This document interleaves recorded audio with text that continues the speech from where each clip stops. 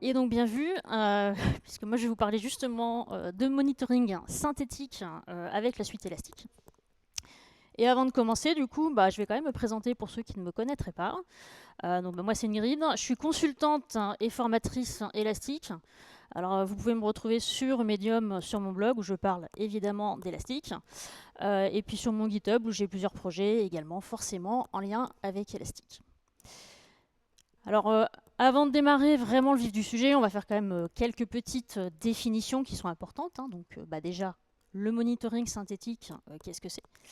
En fait, il faut voir ça finalement comme une méthode proactive de surveillance finalement de la performance et de la dispo de nos systèmes informatiques.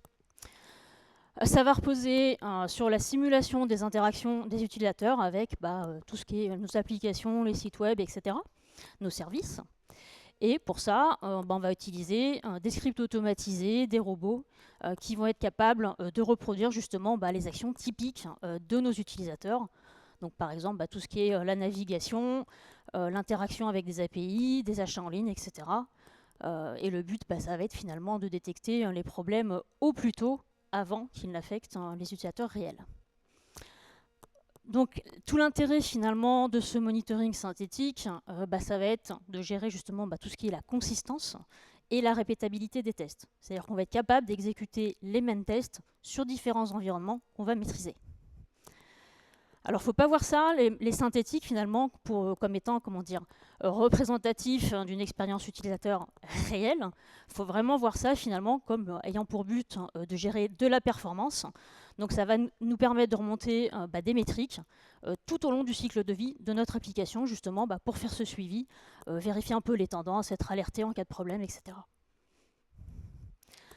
Pour ça, c'est Elastic finalement qui va nous proposer deux types de moniteurs. Donc les moniteurs, justement, c'est ce qui va nous permettre d'exécuter nos tests. Donc on va avoir le premier type, c'est les moniteurs légers. Donc ça va être très facile à configurer et ça va nous permettre finalement de vérifier la dispo d'un service, d'un endpoint. Donc on a trois types. Tout ce qui est évidemment HTTP, HTTPS, le but ça va être de surveiller un endpoint spécifique, d'aller vérifier si le code statut qui nous répond, c'est celui qui nous convient, etc. On reviendra un petit peu dans le détail. Et après, on va avoir les deux autres types un peu connus également, hein, TCP pour vérifier finalement que notre service est bien up, et puis la partie ICMP qui va nous permettre de vérifier finalement que notre machine est bien disponible. Donc tout ça juste avec un petit ping. Si on regarde un petit peu comment ça se configure côté élastique, on va avoir les paramètres un peu basiques, on va dire, hein. Donc forcément l'URL, par exemple pour du HTTP qu'on veut aller vérifier. On va avoir un mécanisme, on y reviendra, de location, donc l'emplacement sur lequel on veut exécuter justement notre test. La fréquence d'exécution des tests. Et après on va avoir d'autres petits moniteurs, enfin d'autres petites options. Par exemple, est-ce que je veux autoriser les alertes, etc. etc. Mais après, ce qui va être intéressant, c'est surtout finalement les options un peu plus avancées, comme par exemple la configuration de la requête, parce qu'on va forcément avoir besoin de dire dans ma requête que je veux envoyer justement pour mon test, quelle est la méthode à utiliser, du post, du put, du get, le body que je vais envoyer, et puis les headers si j'en ai besoin. On va également pouvoir configurer la réponse. Alors ça, c'est par exemple, est-ce que je veux stocker dans Elastic, est-ce que je veux indexer finalement le contenu de la réponse si j'en ai besoin pour plus tard. Et évidemment, vu que c'est du test, on va pouvoir aller vérifier finalement notre réponse. Donc vérifier, contrôler finalement la réponse attendue. Donc ça peut être juste contrôler le statut, mais ça peut être aussi aller contrôler que le body contient ou ne contient pas telle chaîne de caractères, etc. Et on a effectivement après tout ce qui est option TLS, mais ça c'est un petit peu du standard. Si on veut vérifier les certificats, va falloir lui passer les certificats, les protocoles TLS utilisés, etc. Après, on va avoir les deuxièmes types de moniteurs qui, eux, vont aller un petit peu plus loin. C'est ce qu'on appelle les moniteurs basés sur un navigateur. Donc, ils vont nous permettre finalement d'exécuter nos tests comme si on était sur un navigateur. Et là, le but, ça va vraiment d'être de tester les actions et les requêtes critiques. Donc, tel qu'un utilisateur pourrait le faire sur notre site. Là encore, on a deux types. Donc, le single page, donc un peu plus classique. on va tester simplement le chargement d'une page. Et après, on va avoir le côté multi-step, où là, ça va vraiment devenir intéressant, puisqu'on va pouvoir tester finalement toute la navigation, donc des scénarios bien particuliers sur différentes pages. Donc, un petit exemple de configuration. Donc, tout ça, ça va être basé finalement sur un script Playwright. Donc, soit on s'amuse à coder notre petit test qui va bien, soit on est plus fonctionnel et on n'a pas forcément envie d'aller créer notre code. Elastic nous fournit un outil qui s'appelle le Synthetics Recorder et qui va nous permettre finalement d'enregistrer les différents scénarios qui nous intéressent. Après, libre à nous d'aller les retravailler si ça nous intéresse. Donc ça, c'est une méthode quand même assez simple pour créer nos tests. Après, on va avoir différentes options encore dans les options avancées qui vont nous permettre de dire, par exemple, à chaque étape, j'ai envie de garder les captures d'écran associées. Donc ça va être super pratique. Si par exemple, en cas de problème ou s'il y a quelque chose qui ne s'est pas passé comme prévu, de pouvoir finalement repasser le scénario et à chaque étape, on aura les captures d'écran. On aura également la capacité finalement de limiter la bande passante pour se mettre vraiment dans un cas un peu plus réel de problématiques réseau, etc. Et on aura après plein de paramétrages de tout ce qui est lié à Playwright. Donc ça, c'est plutôt au niveau de notre code. Quelques petits compléments finalement sur nos moniteurs. Alors, deux manières de créer finalement ces moniteurs. Alors, on peut tout faire dans Kibana. Tout est disponible, voilà, on peut tout créer dans Kibana si on le souhaite. On a aussi des API, mais quand on veut commencer à aller un petit peu plus loin, on va pouvoir faire ça directement avec des projets de code et les déployer après directement dans Elastic. Pareil, pour l'exécution, deux manières d'exécuter. Donc Elastic nous fournit tout ce qu'il faut dans le cloud, dans son infra pour exécuter nos tests. Donc les petites lignes en bas, parce que c'est pas gratuit non plus. Ça a une tarification un peu particulière, donc voilà, il faut bien le prendre en compte.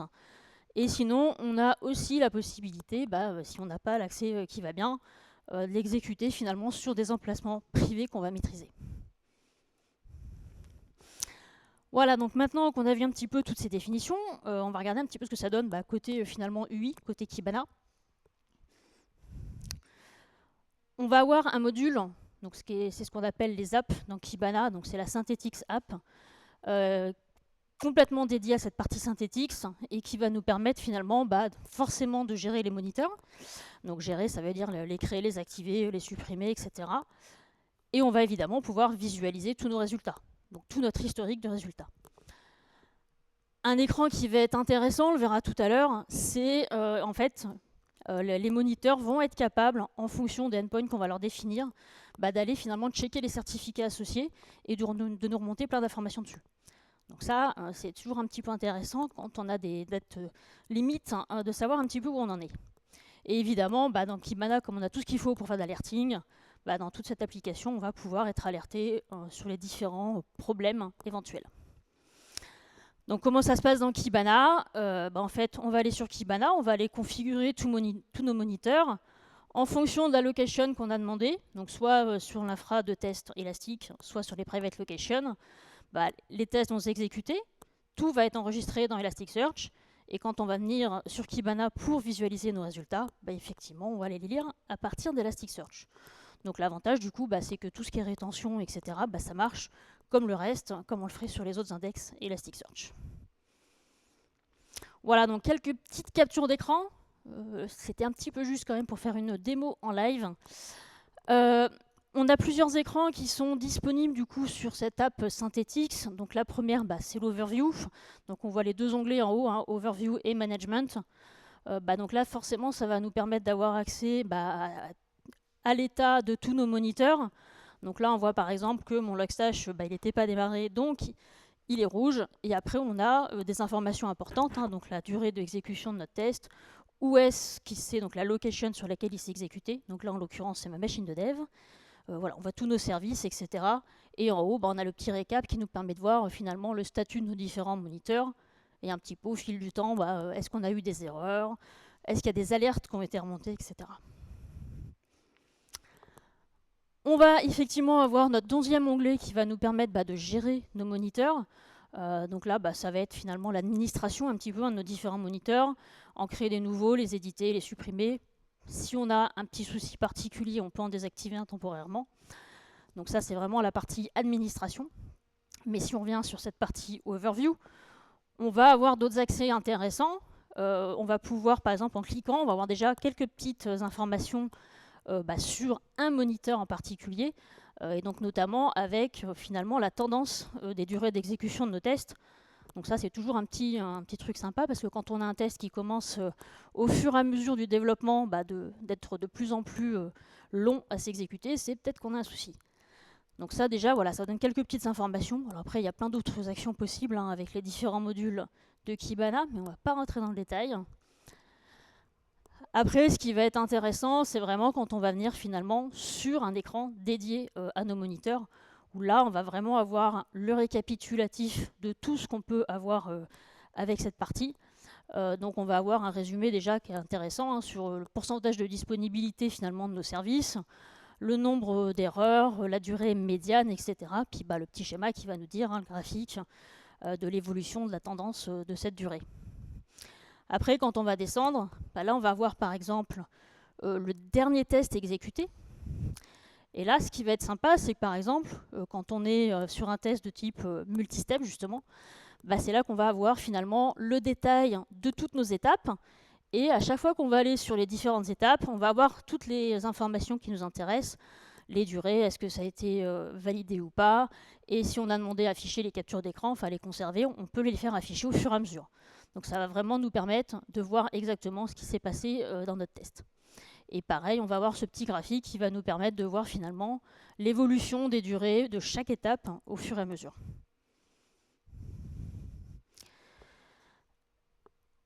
Sur les onglets d'en haut, donc là on était sur la vue d'ensemble, on a évidemment accès à tout l'historique. Donc en fait, ce n'est pas juste le dernier test, mais on va avoir accès à l'ensemble des exécutions de nos tests avec les mêmes informations. Mais ça va nous permettre aussi de voir au fil du temps, est-ce que une période particulière, j'ai eu des fails ou pas, ou voir si à certains moments, j'avais finalement des soucis sur la durée d'exécution de mes tests. Après, on va avoir des écrans qui vont être dédiés finalement à nos erreurs. Et donc là, ça va nous permettre finalement de diagnostiquer un petit peu ce qui s'est passé. Et là, par exemple, j'en ai un qui me remonte, où voilà, avec le message bien particulier, j'avais pas démarré mon nœud 2, donc forcément, il me dit qu'il ne le trouve pas. Mais voilà, ça nous permet effectivement d'avoir le message d'erreur bien détaillé, qui nous permet de savoir ce qui s'est passé. Et le dernier écran, ça va être la partie finalement alerting. Donc pour un moniteur en particulier, on va savoir exactement quelles sont les alertes qu'il a générées, quand est-ce que c'est revenu à la normale, et avec un statut qui nous permet de savoir pourquoi finalement on a été alerté ou ça a été revenu à la normale. Donc tout à l'heure, je parlais des certificats TLS. Donc ça, par exemple, c'est un écran qui permet de suivre finalement tous nos certificats. Donc ça va être pratique parce qu'on va savoir dans le détail nos certificats, ils sont tous OK, la durée de validité, les noms, qui l'a émis, la date de fin de validité, etc. On peut même récupérer tous les fingerprints et tout ce qui va bien. Donc ça, c'est quand même assez pratique. Surtout qu'en plus, par défaut, quand on va configurer finalement notre Kibana pour la partie Synthetix, il va déjà nous donner 2 règles d'alerting préconfigurées. Tout ce qui est justement certificat. Donc ça va nous permettre d'être alerté si on a un certificat qui arrive en fin de validité, ou évidemment s'il y a un service, un test qui remonte un failed. Donc évidemment, on peut en créer autant qu'on veut. On peut modifier celle-là si on veut modifier les paramètres. On peut les activer, les désactiver, mais voilà. Après, ce qu'il faut savoir, c'est que les règles dans Kibana, elles sont forcément en corrélation avec un connecteur. Donc ça veut dire qu'après, en fonction de la licence qu'on a, évidemment. Soit on peut s'envoyer des mails, on peut mettre des messages sur Teams, on peut créer des incidents en ServiceNow, du Jira, etc. Donc voilà, ça va vraiment nous permettre finalement de rentrer dans notre processus habituel. Voilà, maintenant qu'on a vu les écrans, on va voir un petit peu comment ça se passe côté automatisation, parce que quand on est dev, on n'a pas forcément envie de tout faire côté Kibana, et puis c'est pas toujours forcément possible. Des fois, on a envie d'automatiser ça et de le mettre sur notre contrôle de code source. Et ça, c'est tout à fait possible. Elastic, en fait, met à disposition tout ce qu'on peut faire dans Elastic, on peut le faire par des API. Donc du coup, même cette partie-là, on va pouvoir le faire via des API. Par exemple, quand je vais vouloir créer ce qu'on a vu, un private location, un emplacement privé sur lequel je vais vouloir exécuter mes tests, en fait, on va utiliser une fonctionnalité dans Kibana qui s'appelle Fleet pour la gestion de la flotte, finalement. C'est ce qui va nous permettre de gérer très facilement tous les agents qu'on va déployer et qui vont nous remonter des logs, des métriques, etc. Donc, tout ça, c'est basé sur des police d'agents. Donc en fait, on va créer une police qui va dire toi, tel agent, tu vas remonter des logs système, tu vas remonter les logs Oracle ou je ne sais quoi. Là, en fait, ça va se baser sur le même principe. Sauf qu'on va juste créer une police d'agents un petit peu vide, entre guillemets. Donc ça, c'est le code qu'on voit à gauche. On va créer une police d'agents. On va juste lui dire qu'on veut auto-monitorer finalement notre agent. On va le déployer sur la machine qui nous intéresse. Donc c'est exactement le même process que pour tous les autres agents. La seule différence, finalement, c'est qu'après, on va lui dire qu'on veut que cet agent fonctionne comme étant en private location. Donc là, c'est la deuxième appel qu'on voit, où on va juste lui dire, voilà, je vais créer une private location pour cet agent. Ensuite, on a vu qu'on avait tous les moniteurs légers, donc TCP, HTTP, ICMP, plus celui basé sur le navigateur, mais single page. On va aussi pouvoir les créer directement avec les API. Donc ça, si on a des besoins qui ne sont pas trop complexes, on peut le faire comme ça. Donc là, on voit par exemple sur la capture à droite, on a accès à toutes les options, que ce soit les options de base, les options avancées. On va vraiment tout pouvoir préciser ici. Donc par exemple, la réponse, est-ce que je veux que ça inclue le body? Là, c'est juste en cas d'erreur. Est-ce que j'inclus les en-têtes, le mon check? Voilà, je vais aller vérifier que le statut est bien à 200. Et par exemple, dans le cas où j'ai une authentification, je peux lui préciser le username et le password. Par contre, quand on va commencer à vouloir faire des moniteurs qui sont plus basés sur les navigateurs, mais multi-step, là, ça va devenir très compliqué quand même de le faire par des API. Donc du coup, on va créer ce qu'on appelle un projet de code. Et pour ça, on va quand même avoir besoin d'une API key, pour ce que ça va nous permettre finalement après de pousser notre code sur Elastic. Donc là encore, on a tout ce qu'il faut pour créer notre fameuse API key. Le seul truc important qu'il faut voir ici, finalement, c'est le privilège qu'on va donner. Donc le feature uptime.all. Ça va lui permettre de savoir qu'on veut travailler avec cette fonctionnalité-là. Et donc après, quand on parle de projet Synthetix, c'est quoi un projet Synthetix? Ça va être un projet Node.js qu'on va externaliser exactement comme tous nos autres projets. Elastic nous fournit un paquet Node, donc Elastic Synthetix, qu'on va pouvoir inclure dans notre code. Et après, on va pouvoir le gérer finalement comme n'importe quelle autre application qu'on a dans notre contrôle de code source. Si on a de la CI/CD, si on a Workflow GitHub, on fait vraiment tout ce qu'on veut. Et donc, comment ça fonctionne? On va pouvoir créer notre projet, donc en utilisant le paquet Elastic Synthetix. On va avoir différents types de configurations, donc soit des fichiers de conf en YAML, soit du JavaScript, TypeScript, puisqu'on a vu qu'on avait du Playwright pour tout ce qui est un petit peu plus compliqué. Grâce à notre API key, on va pouvoir pusher ça sur Kibana. Et après, finalement, un peu comme tout à l'heure, nos tests vont être exécutés sur nos différentes locations. Tout ça va être stocké dans Elastic. Et quand on va vouloir visualiser les résultats, il va les lire directement à partir d'Elastic. Donc Elastic, pour ça, nous fournit une CLI complète. Donc on va pouvoir initialiser notre projet directement grâce à cette commande. Et donc on voit à droite, en fait, il nous crée toute la structure qui va bien pour notre projet. Donc on voit les deux dossiers qui vont être importants, le journeys et le lightweight, pour les différents types de moniteurs qu'on va vouloir créer. Alors il y a beaucoup d'autres commandes, là j'ai mis les deux les plus importantes, mais il y en a d'autres. Et pour le pousser vers Elastic avec l'API key, on a la commande de push qui va bien. Donc ce qu'il faut voir, c'est que les moniteurs légers, on va pouvoir les faire directement en YAML, parce qu'on a vu que la configuration n'était pas forcément très complexe. On peut les faire via des API, donc en YAML, ça va très bien également. Par contre, pour les moniteurs basés sur un navigateur, là, voilà, on va avoir besoin quand même de faire un peu de JavaScript, du Playwright pour ceux qui ont l'habitude. Et l'intérêt, quand on crée comme ça ce projet, finalement, grâce à la commande init, c'est qu'Elastic va nous créer vraiment un projet complet. Donc ça permet de bien démarrer assez facilement. Donc en plus, il y a un projet de démo qui est associé. Donc si on va sur le Elastic GitHub IO, Synthetix Demo, c'est un petit projet très simple hein, de to-do MVC en Vue.js. Mais en fait, tout le projet qui est généré, ça permet justement de voir un petit peu comment on doit créer tous les moniteurs associés. Donc ça permet de ne pas partir de zéro et de partir sur des bonnes bases. Voilà, donc un petit exemple de moniteur léger. Donc on voit c'est du YAML, hein, donc là c'est un type HTTP un petit peu classique. Hein. Donc on va retrouver par exemple l'URL, le schedule pour dire que ça tourne toutes les minutes. On peut définir un timeout et on peut directement aussi dans notre code dire est-ce qu'on veut être alerté pour ce moniteur ou pas.